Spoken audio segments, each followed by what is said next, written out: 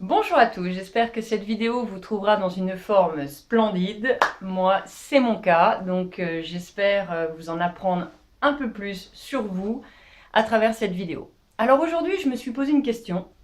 Comment fait-on pour traverser ce vaste océan émotionnel qu'est la vie? On est tous plus ou moins submergés par des émotions, fortes ou pas forcément, qui nous conduisent à des réactions qu'on ne comprend pas toujours parce qu'on ne sait finalement pas vraiment ce qui vient de se passer. Alors, ce qu'il faut savoir, c'est qu'une émotion est là pour nous informer de ce que l'on est en train de vivre. Alors, il y a des situations qui nous procurent du plaisir et des situations qui sont plutôt désagréables et qu'on chercherait davantage à fuir. L'émotion, elle, cherche simplement à nous aiguiller, si on est dans le bon ou si on est dans le mauvais, et en même temps, elle met un focus sur le fait d'avoir ou non des besoins satisfaits. D'accord. Alors déjà, qu'est-ce qu'un besoin? Vous avez les besoins primaires, qui constituent le fait de se nourrir, le fait de respirer, le fait de... Voilà, ça c'est les besoins primaires. Si on ne les satisfait pas, il n'y a pas de vie, on meurt. C'est plus simple, on ne peut pas faire. Bon, ensuite il y a les seconds besoins, à savoir les besoins de reconnaissance, besoin de sécurité, besoin d'être aimé, besoin d'être compris. Et ça, quel que soit le sexe, l'âge, la religion, le milieu de vie ou peu importe, chaque individu qui peuple cette terre est confronté au même schéma. On a tous des besoins à satisfaire. Voilà. Donc, finalement, l'émotion est une sorte de réflexe naturel qui nous permet d'avancer ou de fuir certaines situations. D'une manière très simple, on peut dire que s'il y a une émotion, c'est qu'il y a forcément un besoin qui se cache derrière, qu'il soit satisfait ou non. Alors, les principales émotions sont au chiffre de 4. Vous avez la joie, la peur, la colère et la tristesse, plus une foultitude d'émotions qui ne sont finalement que des nuances de ces 4 principales. D'accord. Donc, à chaque fois qu'une émotion apparaît, et d'autant plus si elle est virulente, à chaque fois, dites-vous, oh là, il y a forcément un besoin derrière que j'ai pas satisfait, ou alors au contraire, quand c'est la joie, c'est le bonheur, on est excité, tout va bien, là, ça veut dire qu'on a satisfait un besoin. Et mettre l'accent sur le besoin qui a été satisfait, ça permet déjà de prendre conscience de ceux qui ne le sont pas, et de se poser la question toute simple, de se dire, qu'est-ce que je peux faire pour justement satisfaire ce besoin? Bon, jusqu'ici vous me suivez, super. Alors en fait, l'émotion se passe en 4 temps, quelle que soit l'émotion citée. D'accord. Vous avez 4 temps qu'il faut comprendre, parce que justement, ça va vous aider à comprendre comment vous fonctionnez. Donc, la première, c'est ce qu'on appelle la période de charge. C'est-à-dire que vous êtes soumis à une agression extérieure que vous n'avez pas cherchée. Alors ça peut être un collègue qui rentre dans votre bureau qui vous crie dessus, ça peut être la réception d'une mauvaise nouvelle ou la réception d'une bonne nouvelle, ou alors un ennui mortel, ou peu importe l'émotion, c'est forcément une charge, c'est-à-dire qu'il y a un élément déclencheur.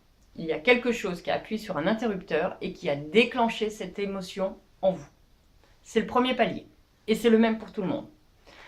Ensuite, nous avons ce que nous appelons la tension. Alors quand il s'agit par exemple de la peur, la tension, on va le sentir en sentant son cœur palpiter davantage. Pardon. Donc le cœur va se mettre à s'accélérer, on va sentir jusque dans les oreilles les battements puissants parce qu'on sent vraiment là, le cœur il se met à 300%, il envoie du sang de partout au cas où on soit face à un danger et qu'il faille courir. C'est un instinct de survie tout simplement. Donc la tension, on va sécréter de l'adrénaline et tout ça va stimuler finalement le système nerveux de façon à envoyer l'énergie nécessaire à votre corps pour répondre justement à cette charge, à cette attaque, à ce déclencheur. Voilà. Une fois la tension à son paroxysme, c'est là qu'a lieu ce qu'on appelle la décharge. Alors la décharge peut se faire de multiples façons. On peut, en cas de colère, tout casser. Hurler, pourquoi pas. Quand on est heureux, ça peut se manifester par le fait de pleurer, pleurer de joie. Ou au contraire, rire, rire de joie. Ou alors, quand on a peur, ça peut être aussi s'enfuir. Voilà, on traverse la route, on voit une voiture qui vient, première chose, c'est cours, va te mettre à l'abri. Voilà. Donc, cette décharge, une fois encore, elle est obligatoire. Après, vous pouvez, en analysant, en décortiquant à chaque fois ce qui se passe en vous, vous pouvez choisir de tout casser si vous êtes en colère, ou plutôt de respirer comme il faut et de dire tout simplement là, je suis super frustrée parce que finalement ton attitude me prouve que, peu importe, toujours dans la construction positive avec l'autre. Et enfin, on a ce qu'on appelle la récupération d'énergie suite à l'explosion. Voilà, donc une fois que... Alors très souvent, les gens, quand ils ont pété le plomb et que ça a été assez virulent et violent, très souvent, les gens se disent « Waouh, j'ai les jambes coupées, c'est normal. » C'est normal. Là, vous êtes dans la phase de récupération d'énergie, vous avez tout donné, votre corps a tout donné, et du coup, il est temps de réaccumuler cette énergie de façon à retrouver un équilibre, un seuil normal. Voilà. Alors, l'avantage, c'est que être conscient de ce qui se passe en nous, ça nous permet de prendre conscience de ce qui se passe chez les autres. Et une fois encore, si nous n'avions aucune interaction avec autrui, il n'y aurait pas de vie. On échange en permanence. On échange avec un conjoint, avec un enfant, avec un patron, avec un collègue, avec un voisin, avec un étranger. Voilà. C'est un peu, j'ai envie de vous dire, la magie de la vie, c'est cette communication qu'on établit avec tout le monde. Donc, quand quelqu'un, par exemple, pète le plomb, s'énerve d'un coup, ça fuse dans tous les sens, plutôt que de vous sentir agressé en vous disant « Waouh, mais comment tu me parles ?» et envenimer les choses et puis arriver à un conflit tel que les choses ne peuvent plus s'arranger d'elles-mêmes, dites-vous tout de suite « Waouh, quel est le besoin qui n'a pas été satisfait ?» Donc, si c'est un besoin de reconnaissance, n'hésitez pas à dire à la personne « Je comprends ta colère et je l'entends et tu as raison. » Il est reconnu, il est compris, ça calme automatiquement. Et on peut éviter une décharge trop incontrôlable. Voilà, donc ça c'est super important. Comprendre les autres pour mieux se comprendre soi. En même temps, alors j'avais discuté avec une amie de ce sujet il n'y a pas très longtemps et elle me disait avouer ses émotions, c'est avouer sa faiblesse. Pas du tout. Pas du tout. Je ne suis pas du tout d'accord avec cette façon de voir les choses. Libre à vous de l'être. Je ne suis pas là pour vous convaincre. Toutefois, admettre que effectivement, je suis en colère parce que tu as eu telle action et du coup, c'est pas ton action que je blâme. C'est le fait que moi, je me suis sentie d'une certaine façon. D'accord? Donc, une fois encore, j'en reviens à moi-même. J'en reviens au fait que le fait que tu ne m'aies pas rappelé en temps voulu, je me suis sentie délaissée. Qui dit délaissée dit pas aimée, pas comprise, pas reconnue. Donc, finalement, la personne ne vous a pas appelé en temps voulu, mais c'est pas grave. C'est vous qui aviez tel besoin à combler. Donc la personne est juste un instrument finalement pour vous aider à combler vos besoins. Et une fois qu'on a compris ça, on cherche davantage à satisfaire ses besoins pour soi et non pas demander à l'autre de satisfaire des choses. Voilà, chacun sa responsabilité. Toujours important. On n'est pas responsable de ce que les autres pensent, font et disent. Par contre, on est 100% responsable de ce que nous disons, de ce que nous pensons et de ce que nous faisons. Donc, j'insiste bien sur le fait que exprimer ses émotions, c'est en fait dire ce que l'on souhaite pour soi-même et non ce que l'on attend de l'autre. Ça, c'est très important.